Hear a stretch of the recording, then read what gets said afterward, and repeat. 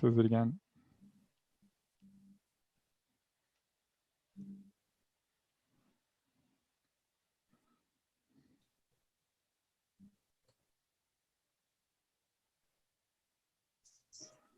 Okay. Oh, I think we're good. 5 after.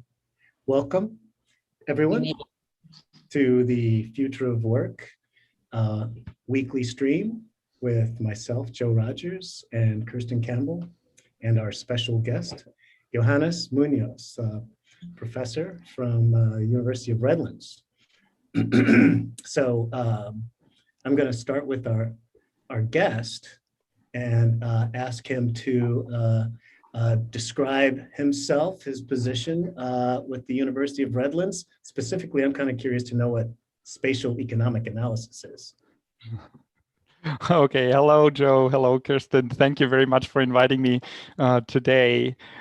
Yeah, my name is Johannes Moenius. I am a professor actually of global business at the University of Redlands School of Business. So I deal with stuff, what's going on around the world, and how do companies best actually try to reach or source other markets to either get stuff from there or bring stuff over and sell it there and make money out of it. And so, but in my research on the side of that's relevant for today's talk, I'm the director of the Institute for Spatial Economic Analysis, and short IC, so IC. And so I hope that I see it all correctly. That's at least the title of our institute. But so what we do there is we look at how certain economic phenomena play out in space, in geographic space. So if we talk about automation, how is that going to affect, say, the Bay Area differentially from the area in the Inland Empire here where I'm sitting, which is a area that's east of LA and where we do a lot of transportation services and warehousing and so on. So spatial economic analysis is nothing else than looking at how do economic phenomena work out in space. And so we're going to certainly touch on that today in the discussion in terms of how automation will play out differentially across geographic space in the US and across countries. Fantastic, very good. And Kirsten, would you like to give a brief intro? Sure. Hey, everybody. I am Kirsten Campbell, the marketing tornado. I'm up here in Vancouver, BC. I'm a ghostwriter. So I actually am the ghost in the machine for a lot of Joe's content over at WorkDone. I spent about 10 years in tech marketing and have worked in all kinds of jazzy things. So I just tend to wear other people's avatar and then write as them. And also I'm a marketing strategist. So I'm definitely one to bring the consumer perspective to this discussion because I love it so much. And Joe, I would introduce you for you because I probably wrote it, but I will let you do it yourself. Thank you, Kirsten. Yeah, my name is Joe Rogers. I'm the CEO and founder of WorkDone. I have just over 30 years of experience in the enterprise content management space and the business process management space.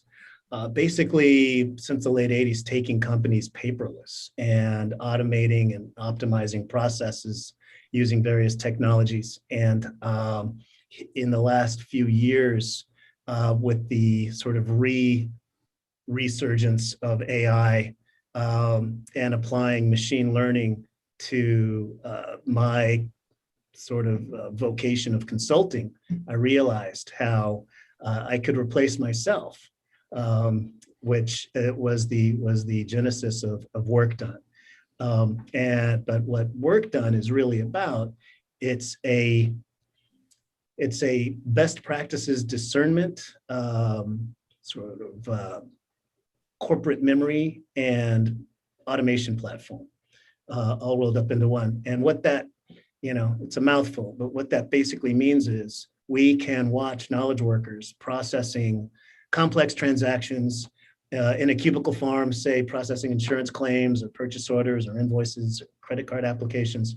And our tech observes the work coming in and performs analytics on that. And it observes the user behavior with regards to how that work is processed.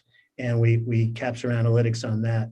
And we also capture the outcomes as to whether, it was the desired result.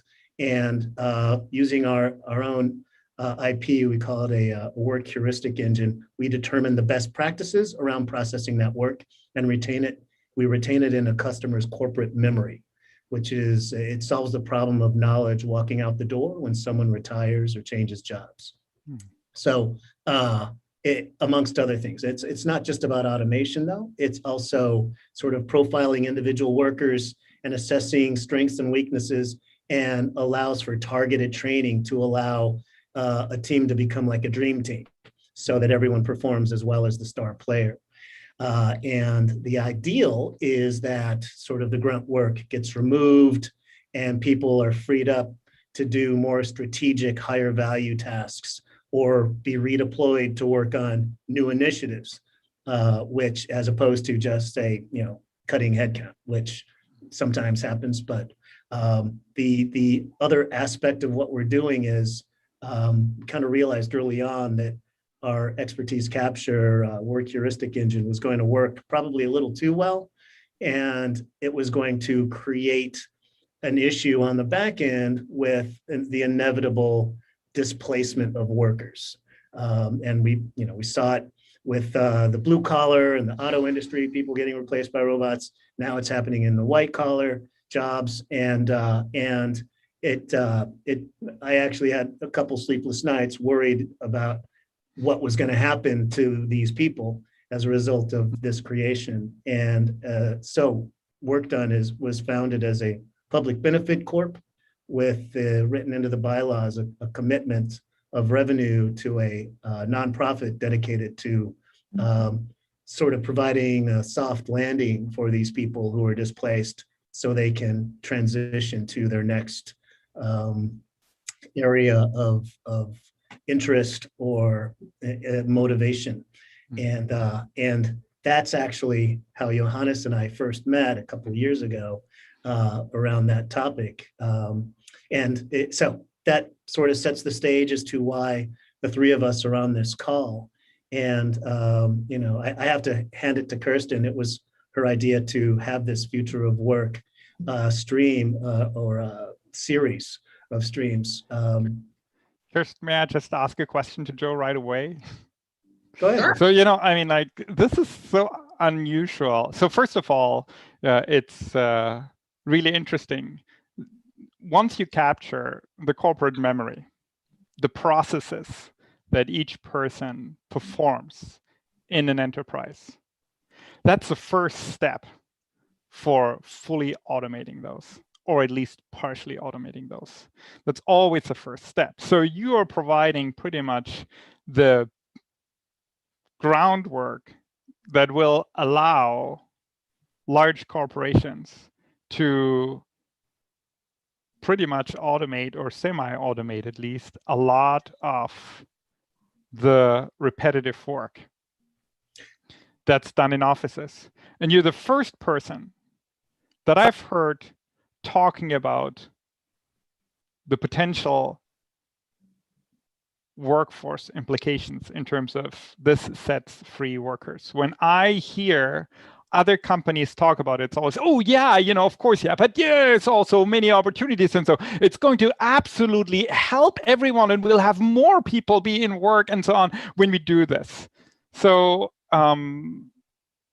A, thank you, Joe. And B, why do you think that this is actually then a net, will set workers free? So what's your overall thought? And Kirsten, then my question to you is, how's that going to affect the communication of businesses? How you perceive that? So you're asking, how will it set workers free? No, not how it will set workers free. Is that sort of you realize that it will set workers free? Oh, correct. Yes. And so, so what's your overall view of this, so that we can anchor this? So you think like you're doing work. If you don't do it, someone else will do it. It is clearly and obviously a challenging task that has to be done and that will be done. And so, but you're approaching it from the perspective saying, well, this is something that is necessary, that can make us all better off, but we need to make sure that we buffer the negative implications. Yes. So how come that you came up with realizing the negative implications? And so do you think it's overall really making offices slimmer, or do you think that people will just be transferred into higher order tasks, as you mentioned earlier on? So what is it? Well, so over the last few decades of consulting, I've seen the insides of a number of companies and different cultures, and inevitably people are so busy doing their day job, keeping the lights on, that with more tactical activities, that the more strategic, higher value stuff on the credenza behind them, it doesn't get touched until after 6 o'clock on a Thursday or on weekends if they take it home. So if that that tactical stuff gets freed up, whoa, they can work on it during the day. Like, imagine that. Yes, it's sort of built into capitalism. Doesn't have to be, but it's very prevalent that it's like, okay, maximize profits. So it's like, do more with fewer people, reduce labor costs. I think there was an article about Amazon not that long ago where they actually don't let their people go. They repurpose them to new initiatives, which is way less expensive than letting people go and then hiring new people and training them up. Like, why would you let these people leave now that they're in the culture and they understand how it works? So my hope is that will happen more. And it's not just about cutting heads. Why did I come up with it? I'm part socialist, I guess. I don't know. I was born and raised in the United States. I like money. I want to be able to sleep at night. I don't know. It's the nonprofit is set up. It's arm's length. It's not part of WorkDone. The idea is that other tech companies might actually feel a twinge of guilt, perhaps. I mean, ultimately, if the middle class gets totally squeezed out and you just have above and below, there's not going to be anybody to buy your products. So it really makes sense to keep these people sort of employed and not relying on welfare or the emergency room. So I don't know if that answers your question. It does. Kirsten? I think to Joe's point, for sure, and that there's that moral implication of, like, we were all promised this tech utopia. Well, it also should make sense that we would all then share in the spoils of said tech utopia. I mean, we're watching these companies rake in huge profits, especially during a pandemic where they're not paying any federal tax and things like that. And maybe UBI is the way to even out the scales on that front. But from a consumer perspective of what we had just talked about, I think it definitely is going to shift consumer spending, give more buying power to people, and ultimately create a bunch of new markets that we don't even know yet. I mean, we can always talk about Henry Ford and the Model T, like paying his workers enough to be able to afford one. And I think that as we get closer to that, we know that that model works. Everybody's better off for it. And that we sort of have that collective amnesia where we forgot. But I think that everybody, ultimately, consumers, middle class, everybody will be better off once people are able to have their sort of like basic dignity met with income to be able to survive. All right. That's interesting. So you're our first guest to interview us, Johannes. Yeah. So it was just, I mean, what you're doing is incredibly interesting and incredibly important, and it's going to actually pave the way for some of the somewhat dire data that I'm looking at the day and night basis. So like at the end of the day, the one thing that we share, Joe, is that this is a topic that both did not let us sleep at night. Sure. And so like when we talk about the future of work and the role of potentially UBI, we really need to first talk a little bit about what is the future of work, because I don't think that there's a common understanding of it. So there has been work published in 2017 by 2 Oxford professors, Fry and Osborne, who pretty much claim that roughly 50%, roughly a little bit less than that, roughly 50% based on 2013 data of US jobs could be automated away. And so what we looked at then in terms of now here comes the spatial analysis part in, we looked at it, what's the variation across locations? And we just found out that it's like roughly between 35% and 65% with Las Vegas on top. And then actually, yeah, because they have like Las Vegas has so many jobs in retail and in leisure and hospitality and things like that. And so, all that you need in the future of work, technically speaking, is the person who actually brings the food outside. Oh, and for that we also have robots right now. So, yeah. But if you listen to any old talks pre-COVID-19 that I gave, I was like, yeah, the waiter, they'll never replace that. That's just too much of removing human touch, and that's the place where things will stay. Come COVID-19, and we see Starbucks having the personless Starbucks bot that they have in Asia implemented already, and where you just have a Starbucks coffee shop pretty much without a barista and only everything completely machine done. Then you have the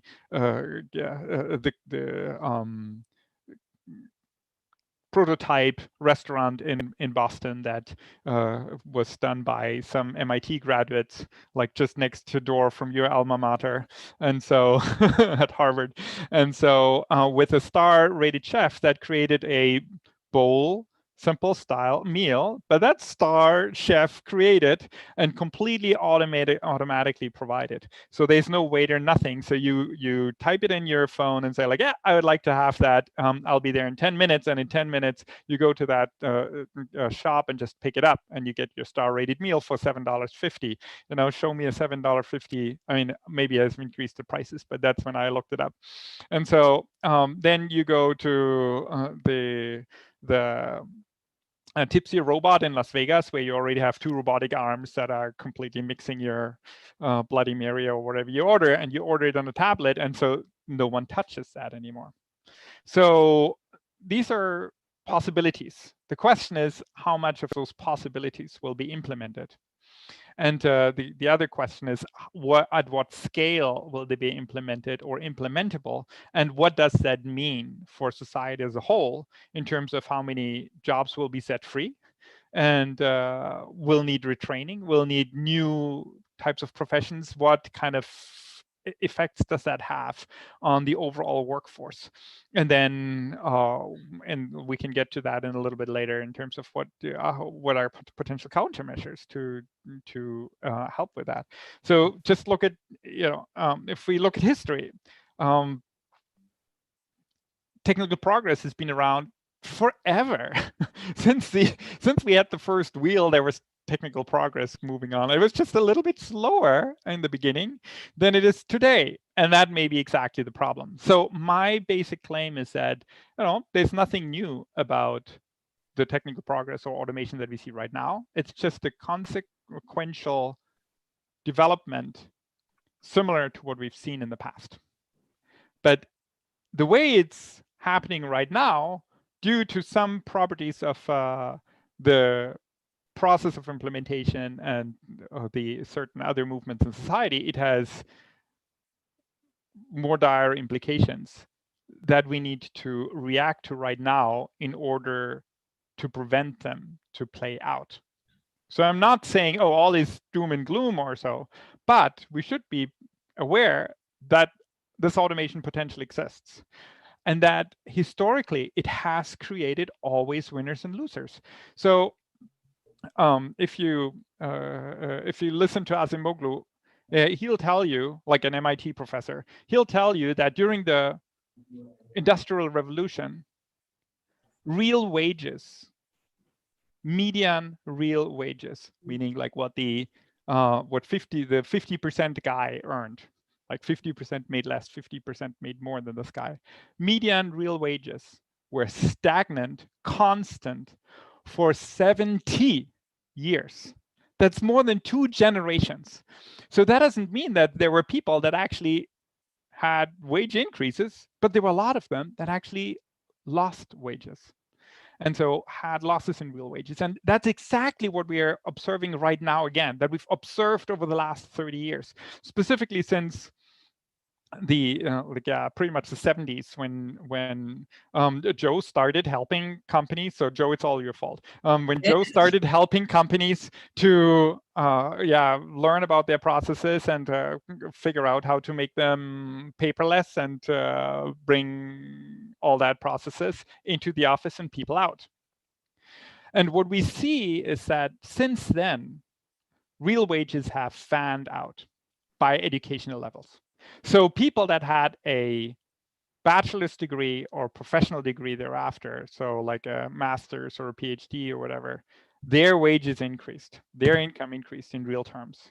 People with high school degree or less, their real wages actually declined. So the process that Joe helped to build, sorry that I'm like taking it, don't take it too personal. No but the type of processes that the digital revolution and the computer revolution built hollowed out the middle class, as you correctly described.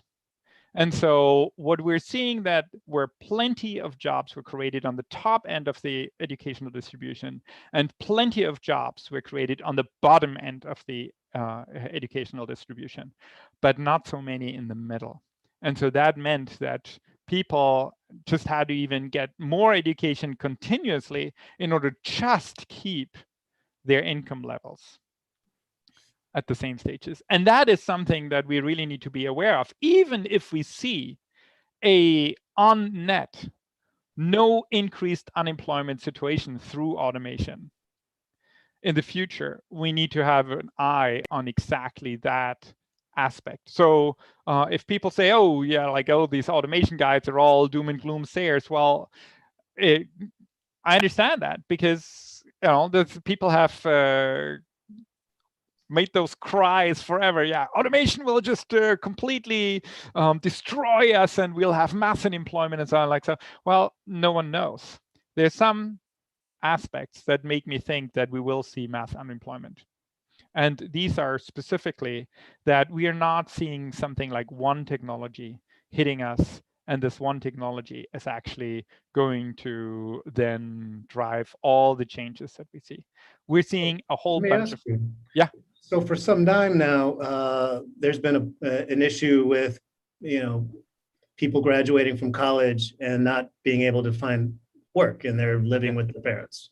Yeah. Is this a result of that? I've never connected those dots, so I'm kind of. So this is a way more complex question than it may sound like, because that requires to understand what the college choices are. If you have a business degree, then the likelihood that you'll be able to work in business is pretty high. If you have if you have a fine arts degree, that is not so obvious. And so we would have to look at or history or something like that. We would really have to look into the distribution of that. But I haven't done that. It's a very good question. But so the question is how that will look in the future. And so I think we should save that for a little bit after, for the later part. But let's just, but it's a great question. Well, this conversation is definitely, the future of work is this broad umbrella term, actually, and there's many aspects to it. But your comment just reminded me of a friend whose daughter is graduating from college, and he basically said the deal is, if you get a degree in a hard science, I'll pay for it. If you don't, you pay for it. Yeah. So she did, and he paid for it, which is probably smart. So my brother, wanted to start study music, and my parents didn't support that. So they said, you need to study something really, realistic. So he studied history, and then he studied music, and now he's a conductor. So like that's how it goes. So, well, anyway. So just theoretically, if a lot of the sort of more menial tasks are removed, then our society should be able to move into this promised land where we can spend more free time doing these pursuits that won't necessarily, wouldn't get paid. You wouldn't be able to live off it, 20 years ago. I totally agree. But, and this kind of brings us back to universal basic income. It's like, how are they gonna, who's gonna pay for it? Yeah. Like, we're not working. Yeah. So, this is one of the core aspects of the questions that we're going to face. I don't think that anyone in the near future, aside from like these really strong political claims like universal basic income or negative income tax, both which are actually pretty old concepts. So negative income tax is pretty much, you get universal basic income is we give everyone just X amount of dollars per month so that they can do whatever they want. And then when they make extra money, they get that on top of that, but that'll be taxed. And so in order to actually pay for also the universal basic income for others. And so, which is of course a huge government apparatus then, because you have to make sure that all that money that everyone will get, so whether you are Bill Gates or whether you are me or someone else that works in a warehouse right now and or works at minimum wage, everyone gets that. So that means that the government takes a huge load of responsibility and redistribution capacity, which makes it unappealing for certain groups of politicians. There's an alternative construct which is called negative income tax. It's pretty much just we redistribute. Say if you make over $40,000 or whatever you want to pick as your cutoff, then you'll be taxed a certain amount. If you make say 20% or 30%, and then if you make less than that, you'll actually get that as a negative tax, meaning as a subsidy to that. And so that is a much leaner concept. And so for that reason, more appealing for people who don't want to see big government. So the real difference that this makes, aside from the implementation issue for the individual, because you can actually construct both negative income tax and universal basic income in a way that they give you as the warehouse worker or as Bill Gates exactly the same amount of money. You can, just devise a tax algorithm that just does that, or tax rates along the line. The real difference is really the implementation requirements, meaning who will get it? Do we have a work requirement for it? Do we still have things like, if we have a universal basic income or negative income tax, will we still have a minimum wage requirement? Will I be able to offer someone a $1 per hour job? Or, what are the ethical implications of me going and say, hey, I have a $1 job or $1 per hour job to offer. The rest you'll make up with your negative income tax or UBI. And so universal basic income. So that is where the heart of the implications come. And so that's like, what as a society do we want? And what kind of work incentives that we do want to set? And so just to push that a little bit further, if you look at different countries, then you will get very different answers, because different countries have people define themselves in very different ways. So if you have a discussion in the United States, be prepared that the second question that you get is, where do you work? Or what do you do for a job? Which in my home country, in Germany, not very likely that you'll even touch on that in the first evening of a discussion. So maybe, but not that likely. And I can quite imagine that other countries may be even more extreme on that. So then it depends on what you're defining yourself with as a part of society.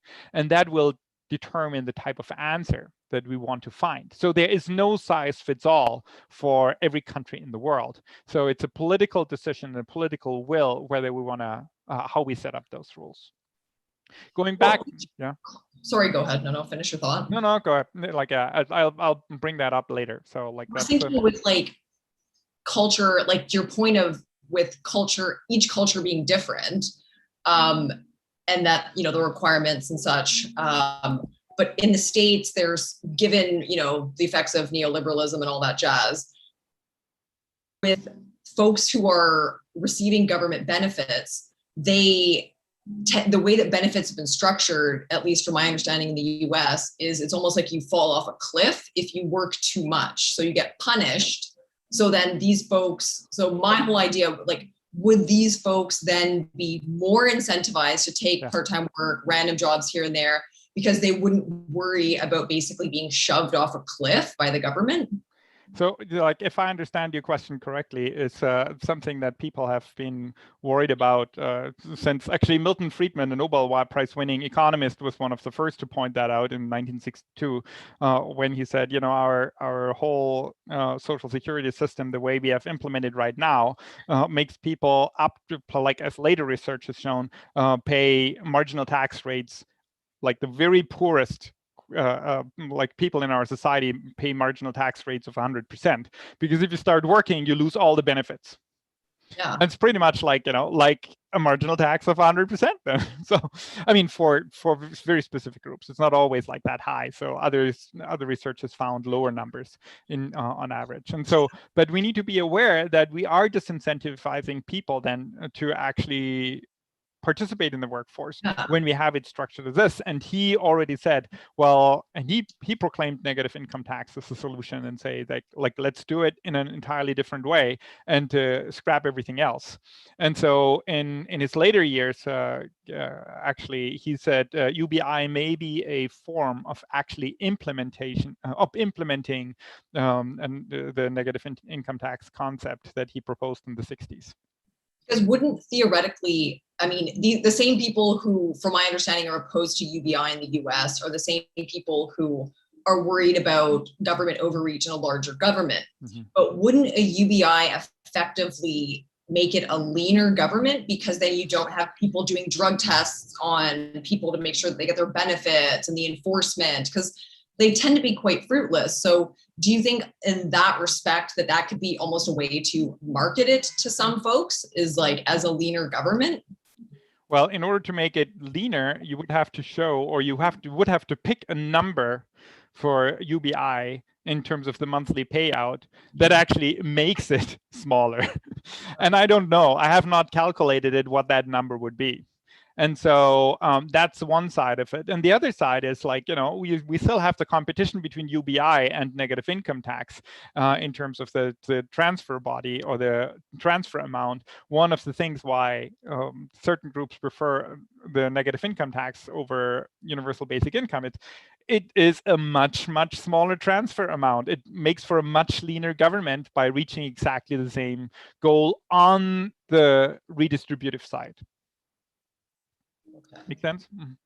So do you think it's going to be culture dependent, or do you think it's going to be consumer behavior dependent, how it gets adopted? Like, from where I'm sitting, consumer behavior is the same across every culture, across every country. Humans behave like humans. But then every country has its own unique culture, of course. Like, even in Canada, people always lump us in with Americans, and that's why Target failed, because they didn't see the nuances of how Canadians shop versus how Americans shop. And so do you think it will be consumer adoption or lack of adoption that is maybe the biggest struggle for a UBI? No, I think that's entirely policy driven. So, you know, like UBI is probably easier to communicate than the negative income tax concept. And so from this perspective, it may be that politicians jump on this, but I think the whole thing is largely driven by politics. So, and who can sell the idea to voters better. So it's not consumers, it's voters and politicians who are going to drive that process. Well, given that, I mean, pun intended, I've got a little consumer nugget here for you.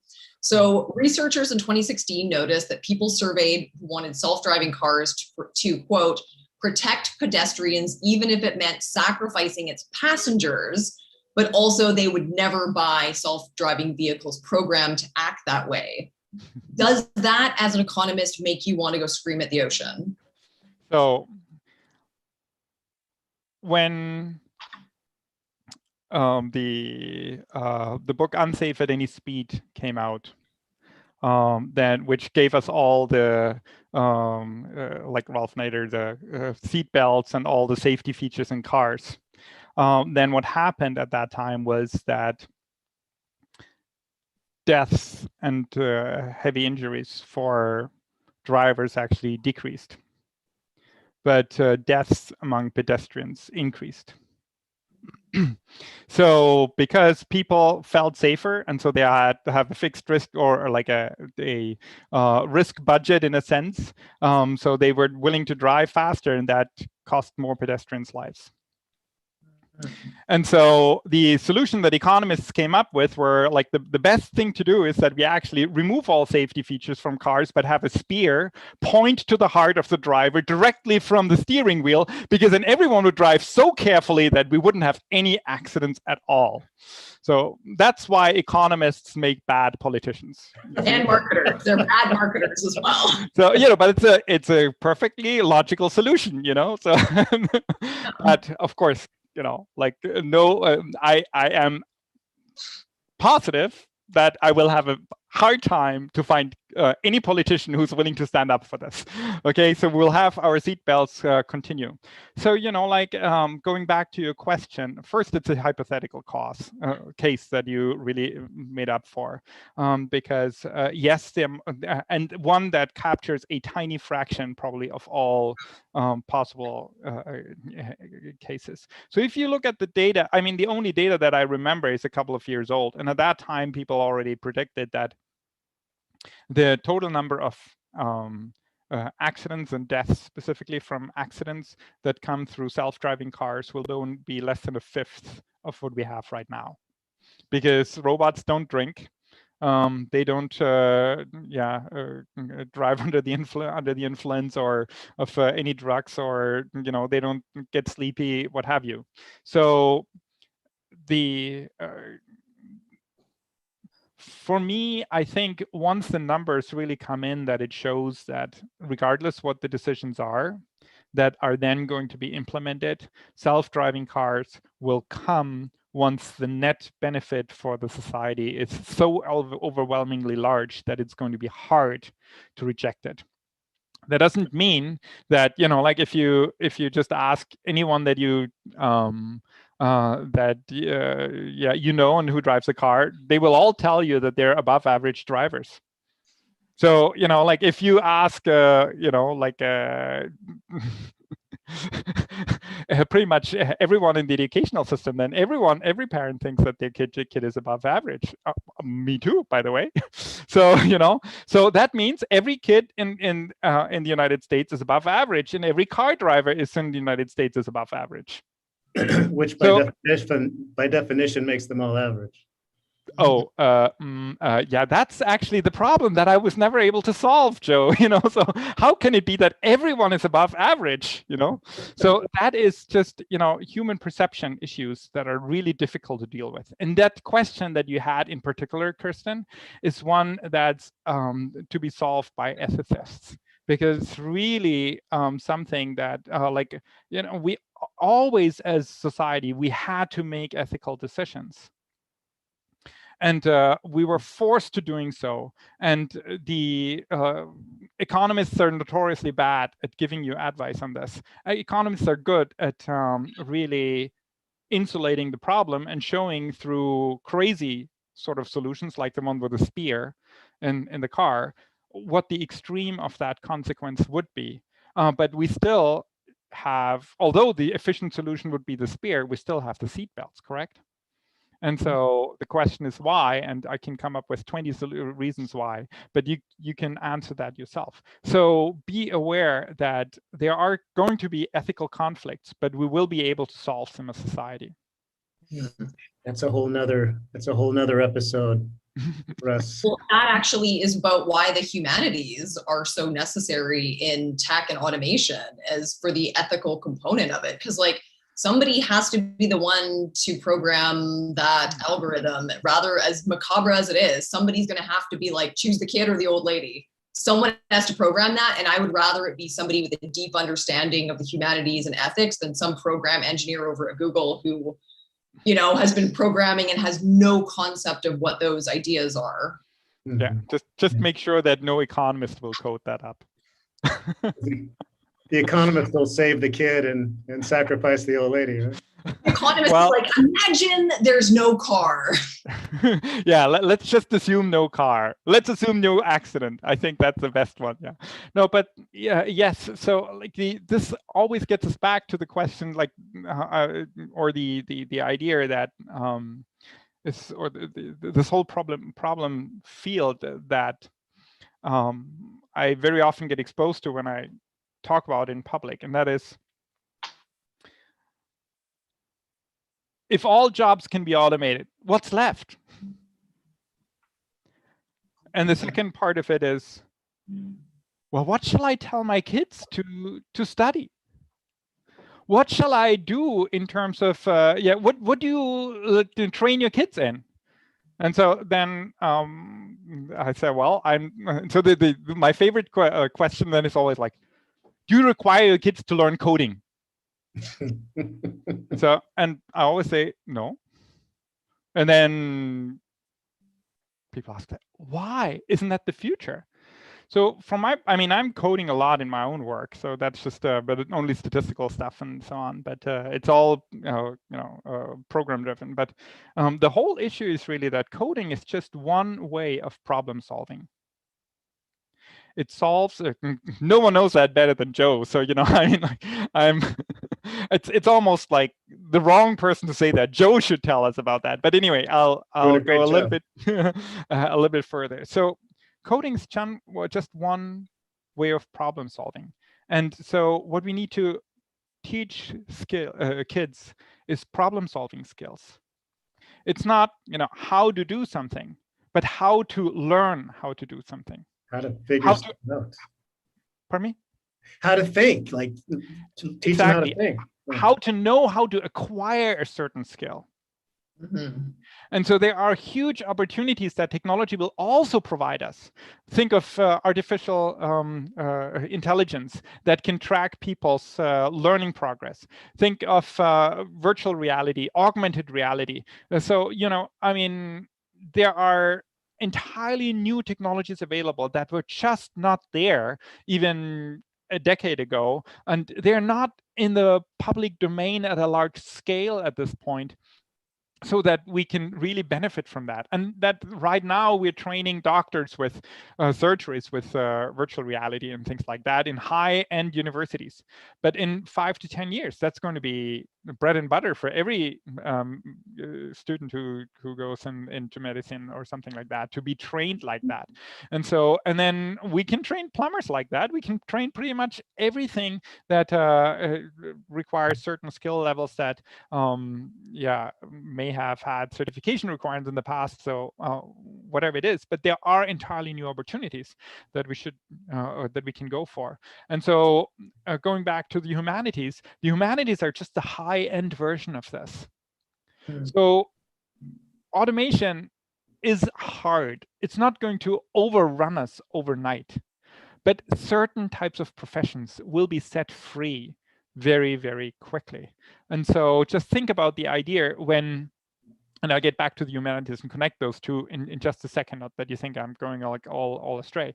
But so if you think about truck drivers, the moment that long distance trucking is allowed to go autonomous after we cleared the legal hurdles and the remaining technical issues, it will be a matter of just a couple of years till all long distance trucking will be done automatically, because every truck that's on the road right now has already power steering, power, what have you, everything pretty much. And so all that you need is a handful or two of additional cameras, a bunch of sensors, and a computing device that may not be much more powerful than what you carry in your pocket. I don't know exactly how large the requirements are, but it's definitely not going to be in the millions of dollars to produce that, or to per device to install that then on a machine. So the cost estimates that I've seen are actually far below the annual wage of a truck driver. So we will see large disruption in small areas, but they will be tangible and they will hit those people hard. So that is the field of people that are in jobs. If we think of the humanities, then we think about the students, the high-end group of the future of our society, in a sense. And so they will pretty much think about, okay, what shall I do? Shall I do STEM, or shall I do humanities? Should I do physics, or the biological sciences? And so what we've seen historically, if I interpret the data correctly, that people chose out of a combination of necessity or opportunity and interest. With so much stuff that can be actually automated over the next 2 decades, both on the AI-driven side, on the high-end white-collar side, as well as the side that we think of blue-collar workers, we should expect that skills that are defining our humanity, communication skills, interpersonal skills, empathy on the very basic level, and then philosophy, arts, and the traditional humanities as we know them from the university educations will actually have a second chance, I call it. It depends on how much they are willing, from my perspective, and that's just really my individual view. It depends on how much we're going to be able to augment the humanities with all those new technologies so that they can flourish in an entirely new way, so that they bring interesting concepts to the understanding of those who are not necessarily professionally dealing with it. If we manage that, then the humanities, from my perspective, have a chance for an entire new dimension of development. Because like in there, Joe knows that better than me. Code will also be partially automatically generated, and so like teaching coding is really just teach problem solving and then show them an implementation in code if you want, but it doesn't have to be. Correct. Sorry, that was a long answer, but I really wanted to point out there are different levels of society that will be affected. It'll be the people that are currently in the workforce, which really need to be prepared for change. And then in the sense that they may need to change jobs and acquire new levels of education. But there are new technologies that can help. And then on the other hand, what are the kind of fields of study that we offer? And so what should people think about in which fields they should go? And so my answer to that is we don't know at this point exactly, but it's we are at the point where like cutting those programs and cutting that would be really detrimental because it's costly to reestablish them. And so monitor it, think about it, develop it, and be careful about it. Yeah, my hope is that these truck drivers can transition to something that they actually care about, as opposed to just another 9 to 5 to keep food on the table. That's I mean, going back to what keeps me up at night is if I may share. My father was a truck driver. So. Pardon me? Well, one of the jobs, he did a number of things. He was an electrical engineer as well, but for a while he had a few trucks in Chicago. He had a small business. Yeah. I see. Yeah. So I mean, change can be very hard. I grew up in West Germany, but I actually went over to East Germany as soon as the wall came down and tried to train people over there in new skill sets. And let me just tell you, training people that have grown up under Marxism, Leninism, and then bringing them into the market economy was a daunting task. The hopeful side of it is that pretty much everyone under 40 was really fine. But the true thing is that everyone over 50 was, let me say just how I see it, although it may not sound very nice, was a lost case. What happened to them? So a lot of them just went into retirement then. And so but the key issue that I want to point out is that like these were people that grew up with the idea that you need to conform to a particular system, and then as long as you do what you're told, that works. There was no, what people call here, a growth mindset. There's no idea about, hey, I've been driving trucks for 30 years, but like I can be trained in using an iPad, and then I may be able to track certain things, and so on. So like one of my really good friends in San Diego, where I got my PhD, was like he was a car mechanic, and he was then actually working for the army and testing slings. And so when I first met him, he said, Johannes, the only thing that I can ever really handle is maybe a telephone. And so now he sends me emails and sends greeting cards and so on. Like, he adopted this growth mindset, although he was really said, like, he told me I'm challenged by a telephone. And now he does all these things. As long as people understand that everyone can grow at any age, that specifically with the new technologies allow you to acquire knowledge at your pace. And that's a major challenge that I see for the future of the education, is providing that specific pace and helping people get into that and train them in exactly the type of stuff that they need.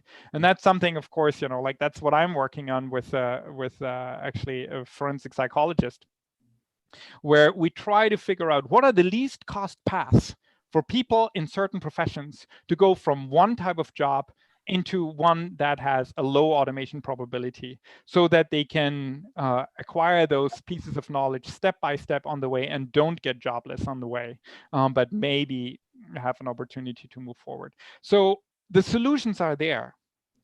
They exist in theory right now. We don't need to see mass unemployment, but we have to act now. If we wait much longer, COVID-19 catapulted us 5 years in the future. We need to be prepared to start right now, and then we have the chance to this beautiful new world. Not that I'm not seeing like tons and plenty of risks and hurdles and so on, but we do have the chance. And universal basic income or negative income tax and all these things, with allowing people to acquire education and get trained on the way, are just parts of helping us get further on this path.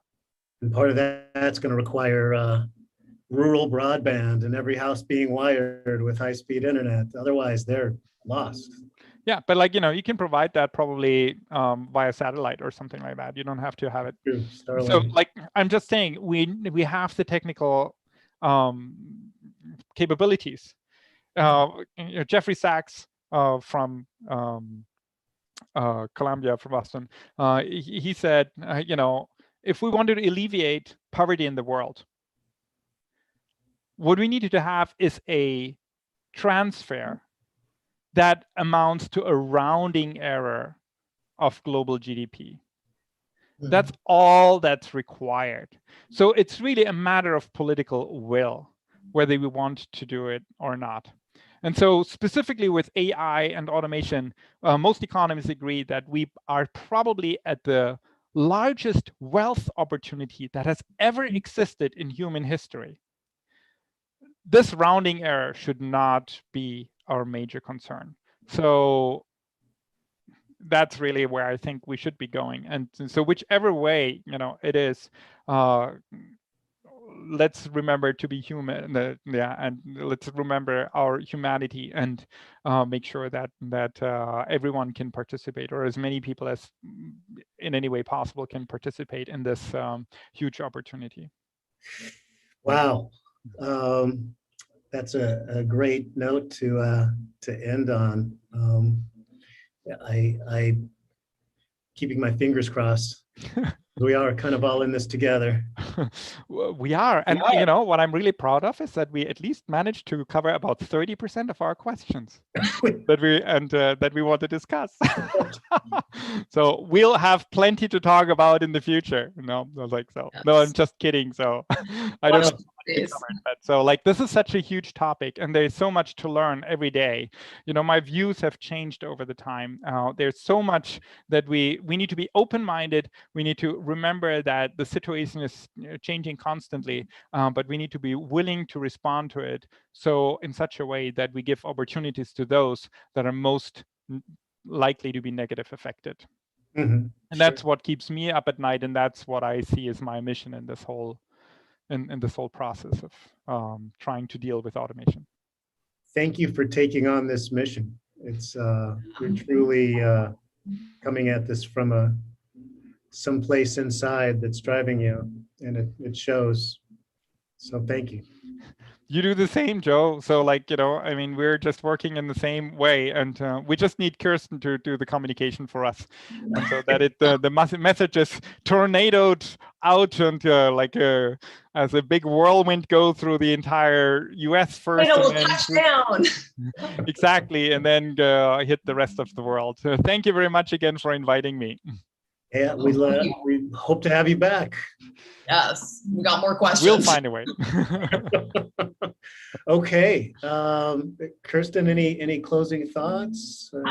I feel like Johannes, to your last point, I feel like the pandemic provided such a wonderful opportunity. I can't think of which philosopher it was, but the one who says that we're like in the plastic phase of like, this is malleable, we can change this wherever we want. I think like as much as the pandemic moved things forward, it also, because it shook everything up, we're like in this snow globe now, that we have this wonderful opportunity to re-examine these systems, invest in education, make sure that that growth mindset is front of mind for everybody. And as sort of doomsday as the whole thing is, I think that really is the silver lining, is that we have been presented with such a tremendous opportunity for change, and hopefully the powers that be take it. Bingo. Mm-hmm. Bingo. Okay. Well, it's 6:02. I'm late for dinner, so I'm going to have to go. All right. Johannes, again, thank you so much for joining us. Thank you for having me. Till next time. Till next time. Yeah. Okay. Bye, everyone. Bye-bye, everyone.